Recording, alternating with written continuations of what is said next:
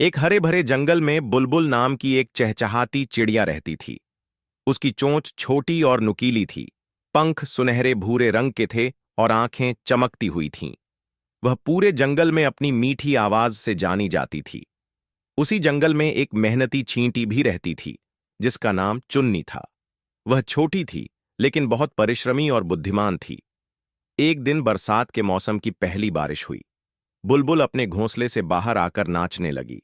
बूंदों के साथ उसकी चहचहाहट पूरे जंगल में गूंज रही थी। तभी उसने देखा कि एक छोटी सी छींटी पानी के तेज बहाव में बह रही थी।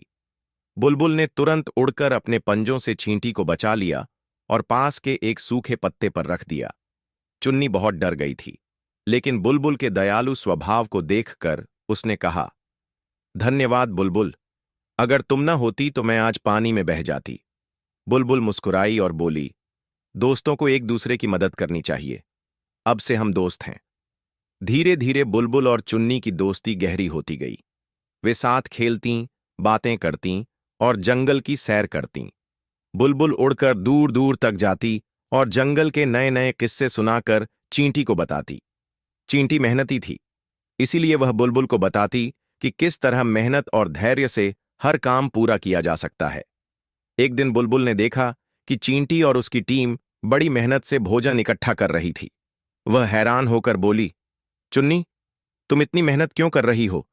अभी तो बहुत सारा खाना जंगल में बिखरा हुआ है। चुन्नी हंसते हुए बोली, बुलबुल, हम चींटियां हमेशा भविष्य के बारे में सोचती हैं। जब ठंड का मौसम आएगा और भोजन नहीं मिलेगा, तब यही भंडार हमारा सहारा बनेगा। बुलबुल को चींटी की यह बात बहुत अच्छी लगी और उसने भी चींटियों की मदद करना शुरू कर दिया।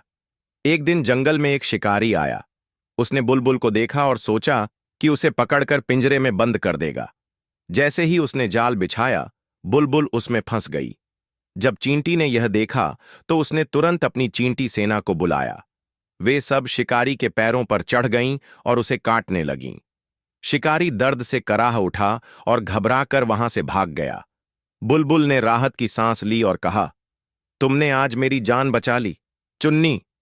चुन्नी मुस्कुराई और बोली, जैसे तुमने मुझे बारिश में बचाया था, वैसे ही मैंने तुम्हारी मदद की।